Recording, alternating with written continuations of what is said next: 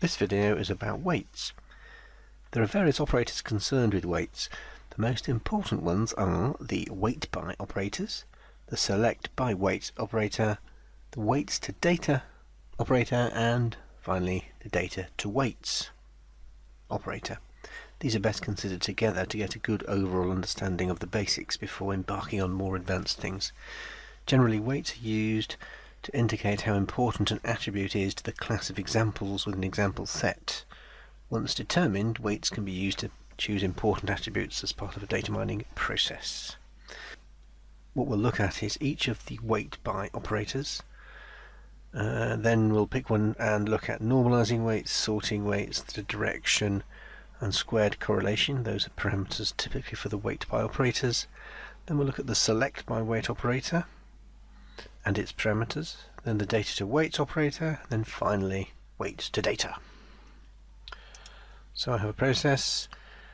It retrieves the sonar data set and then performs various weightings on it.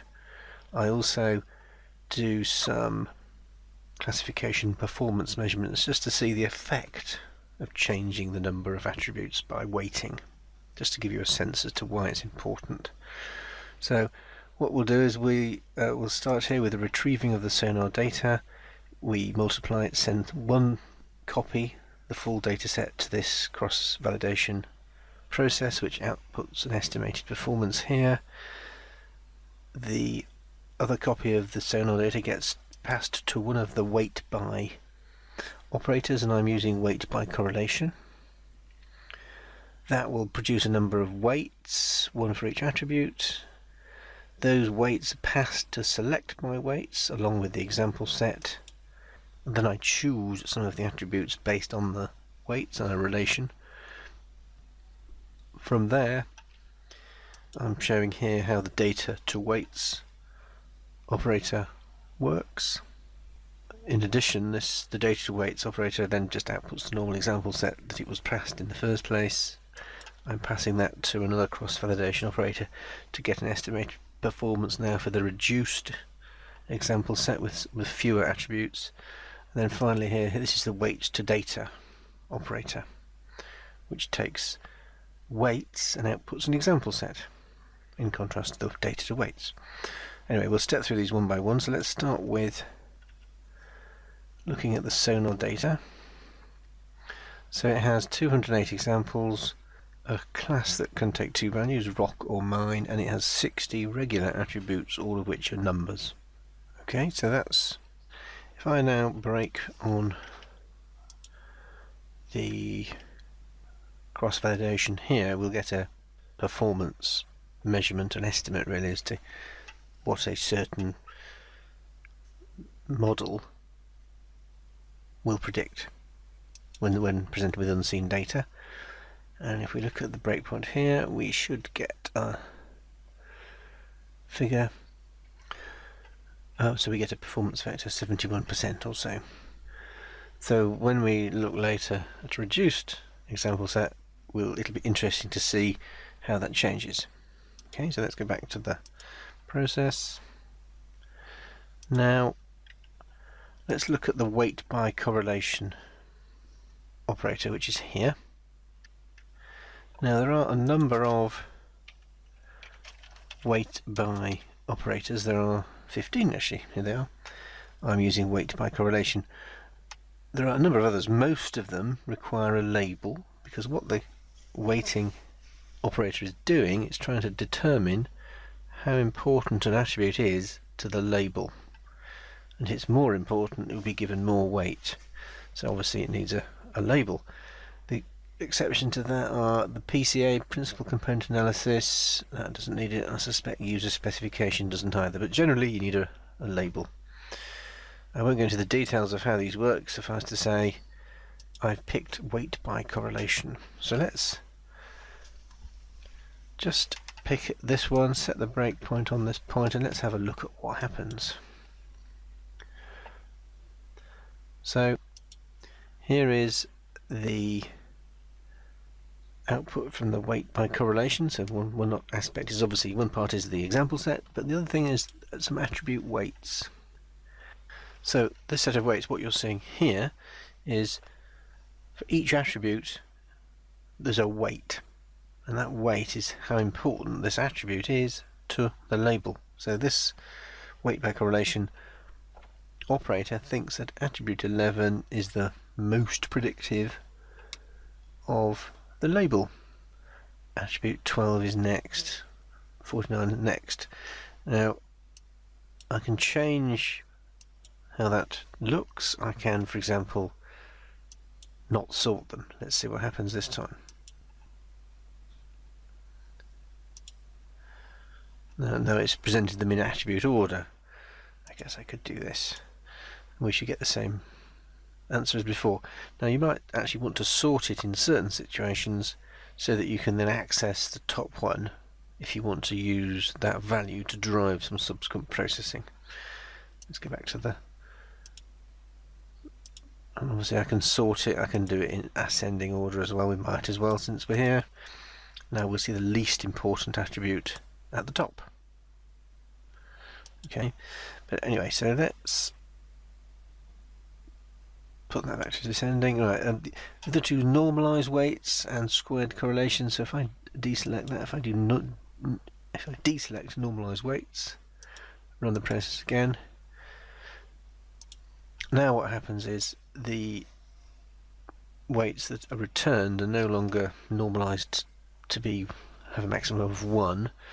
In some ways this gives sort of a slightly more realistic view as to what influence these attributes actually do have. So it's actually saying attribute 11 is not absolutely perfect, but it's somewhere like 0.19. So it by itself is the most predictive, but actually it's not a very large absolute number. So this, in my view, gives an indication that the attribute isn't going to be a perfect predictor. But by normalizing, obviously it can just make it a bit easier sometimes to handle it later on. So if I deselect that squared correlation, let's see what effect that has. Now it's not squaring it anymore. Previously it was squaring correlation. I guess that's the square root of whatever the previous number was, 0.18 or whatever it was. And again, this is just changing the absolute value, but it doesn't change the ordering in this case. So if I normalize it and set squared correlation and run it again, we'll just use that as the weight we're going to use going forward. So here you go.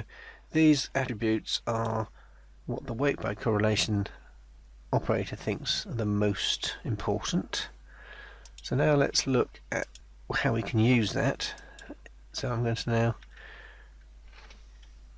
set a breakpoint on this operator here called select by weights. Now what this does, it takes an example set and some weights, and you can now, using this weight relation and whatever associated parameter appears here, k, or if it's p, it's p%, you can say, right, only select the top p%, where p is actually not a percent but a range in 0 to 1. So this is saying only select the top 50% of the attributes, deselect any that didn't match that criteria, use absolute rates. I have no idea what that does, so I just leave it alone. If I do that now, what we'll see is we'll reduce the size of the example set by half, actually, because we're setting it to 50%, and only the top attributes by weight will be selected. So if I run that now, so we've got it down to 30 attributes. You can see them there. The weight, it will be these attributes, the top 30 out of this list here, and those will now come out of this select by weights operator. Now what I'm going to do is I'm going to use the data to weights operator and weights to data operators in, so you can get a sense as to how you might use these weights.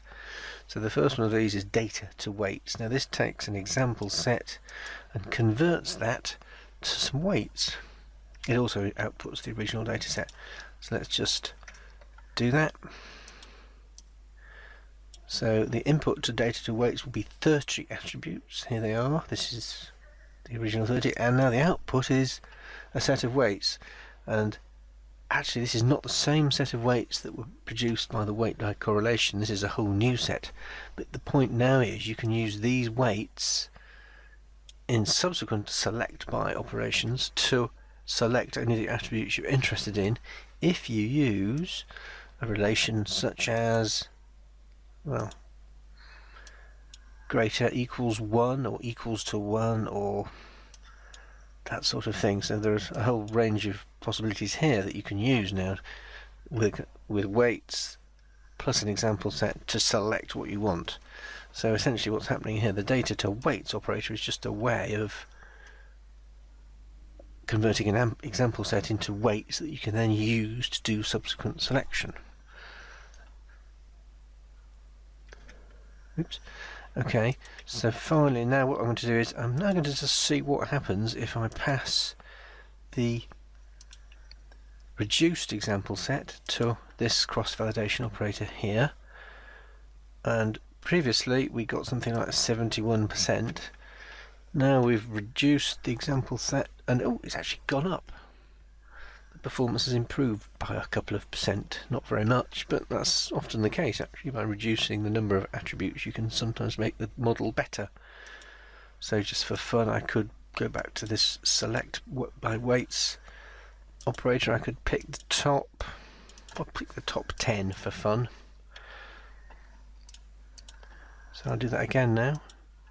I wonder, will it get better or worse? Oh, it's got worse, 60, only 70%, so it's got slightly worse now by having the top 10 attributes instead of the top 30, or the top 50%. All very interesting. But that's a general approach. Often you find that there are various selection operators that you can use that take weights, and you can use that as a way of weight-directed search for the maximum of some model. But that's beyond the scope of today. So now let's do the final one, weights to data. Another thing you can do is you can convert weights back to an example set. So if I set a breakpoint here on weights to data, run that.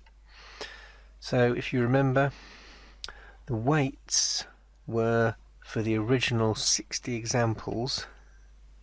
Probably better actually if I run it again with a breakpoint before, so it's a bit easier to see what's going on. So I'm going to set a breakpoint before the weights to data and then one after.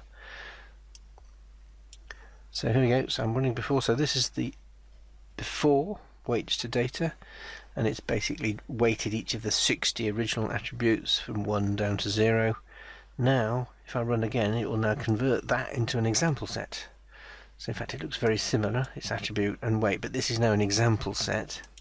So it's a lot easier to manipulate it. So you can, for example, sort this by weight, and then you could pick the attribute that has the most weight, and you could use that attribute name for some subsequent processing, which can be quite useful.